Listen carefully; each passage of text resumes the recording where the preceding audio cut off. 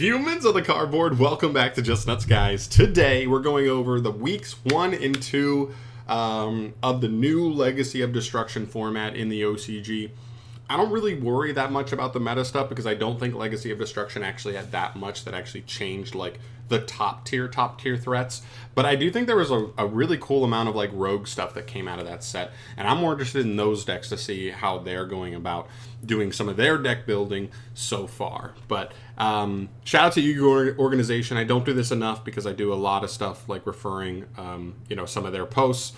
They do an amazing job with Yu-Gi-Oh! News. So please tune into them if you guys want to keep update on all things Yu-Gi-Oh! News. They do a great job.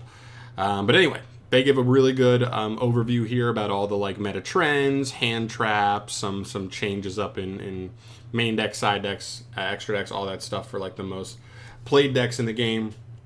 I'm not too worried about Fire King Snake Eye. I'm not too worried about Pure Snake Eye. I'm not too worried about Voiceless Voice. But then we get to Tenpai Dragon, and that's where I start getting a little more interested, especially since there's 4, and that's a higher number than some of the rogue decks we'll see below, which actually makes me like kind of curious because I did not expect them to be that good out the gate. And as you can see, it's a much more pure deck list than I was expecting. I mean, you see you've got 10 hand traps up top plus the 2 imperms at the bottom, so 12 hand traps, and then look at all the board breaking potential here. 2 Super Poly, 2 Forbidden Droplets, you've got the Lightning Storms, you've got Heavy Storm plus Harpy's Feather Duster, Triple Tactics Towns. There is a ton of cards going on here that help you break boards going second. I think the whole game plan is basically use these board breakers and hand traps to basically clear the path, and then the Tenpai Dragons are just going to just decimate your opponent in one shot, most likely. And if things fall apart, you can still fall back on a plan of making like Hieratic Seal of Heavenly Spheres, which is phenomenal in a simplified board state. So cool deck. Kind of, very pretty interesting, especially since it's going second. It's hard going second. Again, you're seeing board breakers, a couple different ones. You're seeing the Book of Eclipses here. You're seeing Santa Claus, plus a bunch of hand traps, including Shifter. I did not know this deck could play Shifter. Fair enough. Next one, kind of same thing as before, just shifting around ratios and which defensive cards you want to play to break boards with. And then this one here as well. Yeah, just seeing different ratios basically, but the same general idea. It's definitely a hard going second deck. I almost thought it was almost more likely we saw some sort of Dragon Link builds comes out of these. It's just like an additional good engine for Dragon Link, but it looks like they're their full-on own deck, and they might get more cards in Infinite Forbidden as well, so keep an eye on them. That's definitely an intriguing one. I'm not worried about Floowandereeze or Rescue Ace because not much should have changed for them. But then we get to Melodies, and now I'm interested. So very interesting stuff here with these ratios for sure. Makes sense that the 2 new ones are your 3 ofs. This one's the 1 card play. This one's like a 2 card play if you just open it with any other Melodious. And then a bunch of 1-offs. And then, well, Serenade's your extender. Really interesting. I'm happy to see Orange Light because I was already theorizing Orange Light, which is at 3 in the TCG, so that actually gives our version a little leg up. Also, this is a Prosperity deck, so another card we have at 3 that they don't, so consistency should hopefully be even better in the TCG as well. And then look at the defensive slots, just counting here, 3, 6, 9, 11, 14 hand traps, and 15 with Arclight. 15 hand traps and 3 of the hand trap stoppers is actually insane. So 18 slots to play whatever you want. Now, you may argue 2 of those slots are going to go to 2 more Prosperities most likely, and maybe some other engine stuff, but we're talking 15 minimum, it looks like, for this deck, and I think that's one of the biggest reasons this deck's going to be able to stand up to some meta decks. I really think it's a deck to definitely respect at least a little bit. So really cool. All right, next list. For them, it's kind of harder to tell exactly what's being played here because they're kind of being covered up, but it looks pretty similar overall. Again, like 15 hand traps plus the 3 defensive cards plus tactics. Yeah, I mean, it seems pretty standard to me. I was wondering about a couple of other cards for the Melodious decks, whether like Tam Tam might be worth it, or I didn't look like the first list played Aria. She's the one who like protects your Melodious monsters from being targeted by card effects or destroyed by battle. But it looks like we haven't seen that here unless one of these is that. I can't really tell unless this is like Aria, but I can't tell from the picture. Kind of tough to see. Another one here. This one looks super similar to the first one. So this one's on Aria. There you go. Up here in the top right corner. That's kind of cool to see. Actually on Extravagance. I don't know if I'm into that. I mean, I guess to be fair, you're playing most of these cards at 3, but like if you banish all 3 copies of your choir, you are boned. Like you don't have a win condition. Your win condition is just like hopefully they're on a graveyard deck and Schuberta's enough. So I don't know about that. I don't know if I like that quite enough, especially since in the TCG we just have 3 prosp anyway, so it is what it is. But Chaos Angel, interesting. That's actually a pretty interesting one. I might actually look at that when we get there. And the last one here, is there anything super intriguing? I'm actually kind of surprised too that Serenade is in here. I remember reading Serenade and not being too impressed with the card, but we've seen it in almost all 4 of these lists, so that's definitely something to note as well. But other than that, nothing too crazy. You have some extra deck cards that you're probably never making. You're usually just making these fusions and bloom, but they're there. All right, cool. Next up, we have Rika. I've been very curious to see what route the OCG is going to take with Rika. Looks like the first one here is actually like a cool Predaplant plant list, where you use like the Lone Fires to get you into Predaplant or for Scorpio, pitch Darlingtonia Cobra to then search Instant Fusion, and that's going to get you the Predaplant guy, and he's just going to facilitate you a bunch of extension, basically. He gets you a bunch of resources. Pretty cool list, also taking advantage of the Therion stuff as well. Pretty cool. Definitely not the direction I expected to see out of this. They're playing the Therion Trap. So you're not searching Regulus because you get locked out of non-plants, insects, and reptiles, but they're getting the trap, or I guess they get the field spell as well. That's pretty cool. Very cool. Okay, interesting. Definitely not what I was expecting to see, but like very interesting for sure. And the other list here looks like it's Naturia. Very, very interesting here as well. This is like this is Naturia, Sunavalon, Therion, Rika, all over the place. I mean, the one thing I have questions about with this list is there's like no non-engineer. I mean, not none, but you're talking 3 Max Thief, 3 Ash, and then like 2 Called By, and we're talking about a 44 card list as well. I thought the Naturias were a pretty interesting option, but with Big Tree put at 1 in the TCG, I wasn't sure if Naturia's engine would be able to like rotate enough to like keep it going. But I guess maybe that's part of what you can lean on the Rikas for at the same time. So maybe there is still hope for Naturia Rika to still be a cool deck. It honestly looks like to me that like this extra stuff is kind of fluff that may not even be necessary. Like I think Naturia may even be enough on its own, but we'll see. Feel free to disagree there. Moving on, we've got Ritual Beast. So this is what they've been rocking with. I mean, this one is one where usually you're only going to see slight discrepancies among like ratios here, but there is some interesting stuff here. I think the biggest one is this engine right here. They're on the can't remember what these guys' names are. The Nemesis monsters. So just by playing these, you're able to basically make Thunder Dragon, Chaos Thunder Dragon, or not Chaos Thunder Dragon, but Thunder Dragon Colossus. Jeez, this card's still banned for us in the TCG, which makes this engine basically obsolete for us, but still scary. That like that's what they're doing is just they can also toss a Colossus on top of the double pop or triple pop that this card gives you, and then whatever else they're ending on at the same time. But it's a really cool deck. I think this deck is arguably a better shifter deck than Flu. Some people are going to disagree, and also Swallow's Cavalry definitely has something to say about that as well, upping their consistency. But I do think the ceiling of this deck is definitely higher than Flu overall. Then the next list, not too much changing here. It seems like a more streamlined list, less one-ofs in the main deck. Actually on 2 Winda, I cannot believe that. That just seems so wrong to me, but what do I know? But cool either way. Cool to see them actually getting some tops here. I definitely feel like this was a deck that's being kind of understated a little bit in the TCG right now, but definitely cool to see. All right, Centurion, another deck that's kind of newer. They got the new cards from Legacy of Destruction. No. This is disgusting what I'm looking at. So skill drains. He's got the Dimension Fissures. He's got the Kaiser Coliseum. 7 just disgusting floodgates. And then on top of that, still able to fit in at least, what is this? 3, 6, 7, 8, 9, 12 hand traps on top of 7 disgusting floodgates and 3 defensive spells. Like, this is insane.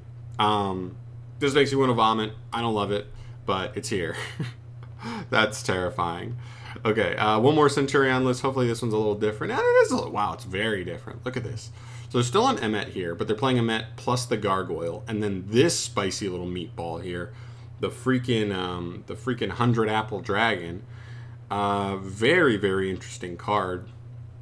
But I believe it's going to allow us to make some 10s, because this deck normally mainly works in the margins of 8s and 12s. So this card being a level 2 tuner that potentially gives you another level 2 tuner allows us to abuse stuff like Dissipator, like the Chaos Angel, like Barone, like Cheng-Ying, and then still be able to play with the 12s as well, is really cool.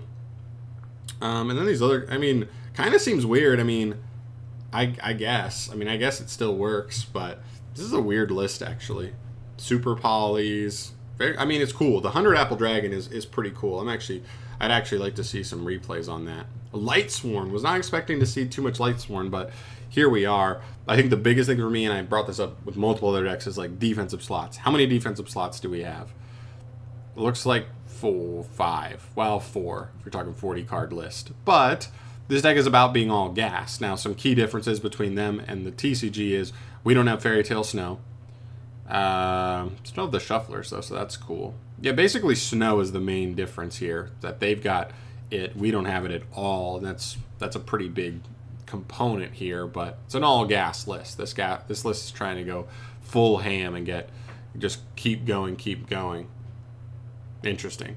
What about this one? Is this one any different? It's going to be hard to see exactly what's going on here. Looks very similar. Whoa, on Gokipole, of all things. What insect are we playing? What insect are we playing? Oh, Mothman. Yeah. That's cool. That's fun.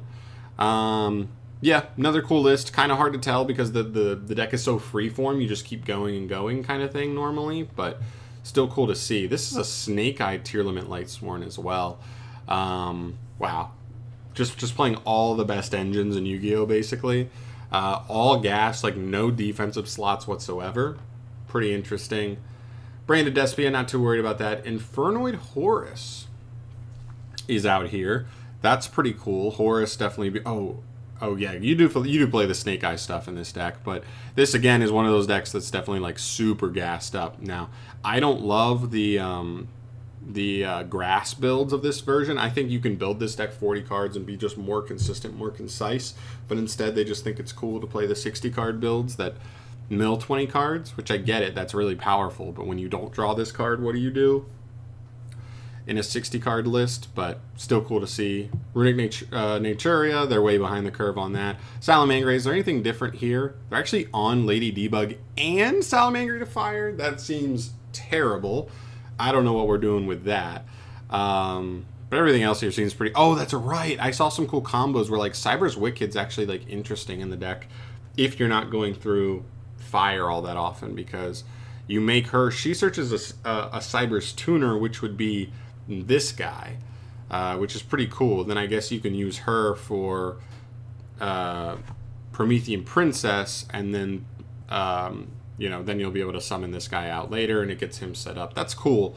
I actually should look into that for some builds. And then also on the Brotherhood of the Fire Fist Synchro, I saw plays with him as well. That's a cool addition, definitely. Cool list, okay. Chimera, not worried about it. Dragon Link, it's Dragon Link. Runic Stun, Sky Striker. What does Sky Striker look like these days? Oh, so this is really how the deck can play. It's just Kaiser Coliseum. Okay, not interested. Yubel stuff I'm definitely interested in. Look at this. Okay, so you play the 3 spirits, you play the regular name and the incarnate. This is your main starter, your best extender, another starter. Oh, you're on both Unchained names? That's weird. How do we get Shyama Engrave consistently? I'm more interested in that. But I get it though. Once you get him in rotation, he's a really good card in the grind. One Torrential Tribute and one of the other trap. Can we search Torrential Tribute? How do we get that? Maybe that's searchable, but I don't know how. The field spell's awesome. Got that in here. Super Poly in here. Fits the deck perfectly. Yeah, seems good. It's a pretty concise list, but still fitting in, you know, some non-engineer, definitely, with the 9 hand traps going with some of the more impactful ones, and then like 2 Super Poly and the 3 blockers there. Does the extract anything spicy out of this world? Super Poly stuff, yugioh stuff, Unchained. Yeah, nothing too crazy. Oh, some rank 10 stuff, because if you get enough yugiohs out, that's cool. All right, pure Unchained. Whoa! Okay, I was actually wondering this, if anybody would mess around with the new yugioh field spell in Unchained, and we're definitely seeing that here with this guy, with the zombie dude, the Grave Squirmer. They're also on 1 cap shell, and they're on the Dark Beckoning Beast, just looking for better starters. Without playing Tour Guide, they're actually looking for this as a normal summon, which is pretty cool. I wonder if this version is better. I wonder what the pros and cons are, because I don't remember exactly how Dark Beckoning Beast works, but he does get you, I know, into some cool, you know, just gets you some material. And that's what this deck really wants more than anything. It's just get to the link 2. That's going to let you kind of rotate into end boards. And if you can end on Caesar consistently, then this deck's cool. But they also do have 3 Shavara still. That's the bigger difference for us. I'm not sure for us that this build is quite as good without 3 Shavara, but we can definitely check back in on that for sure. Mikanko, oh man, it's just actually Snake Eye with a Mikanko engine. What do you get? I guess you just make Braver with the Snake Eye engine, yeah. Me and Chris have already been going over this, but you don't need Populous really to do that. So I don't know. Weird. It's a weird engine to me, because I guess the point is you can just fall back on the Snake Eye stuff if you need to, which is always a pretty good plan in this day and age. Valance, DDD. The only thing interesting here is the new yugioh field spell actually added some really nice consistency to the deck, where you can just get to Kepler, which is like one of their main starters. Way better. Phantom Knights. Not too worried about this list, because I think it's an Isold. Yeah, Isold and Invoker in this list. Yeah, that's not really much we can do with that. And I guess the last interesting thing would be like spirals here. A lot of stuff that we've gotten accustomed to seeing from Spiral. Now we have 3 Quick Fix, but we don't have Master Plan at all. They still have Master Plan, which seems crazy, but we have 3 Quick Fix. That's the big difference. We have 3 Field Spell. Yeah, I don't know about this one.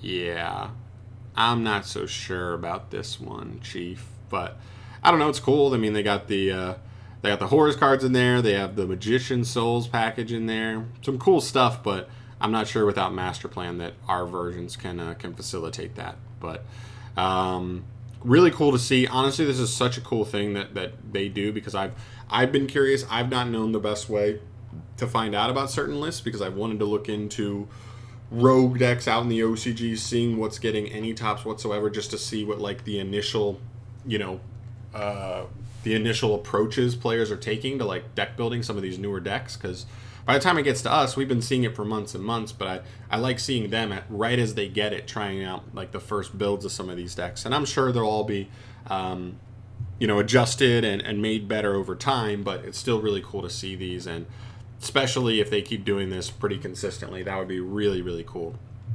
But yeah, really cool to see. One more thing I wanted to check on. Yeah, they are playing the new spell in Voiceless Voice. I figured they would, but I just wanted to see it, because it just seemed like a one-off, and it feels good to see some confirmation on that for sure. Yeah, it's being played in pretty much every Voiceless list as a one-off.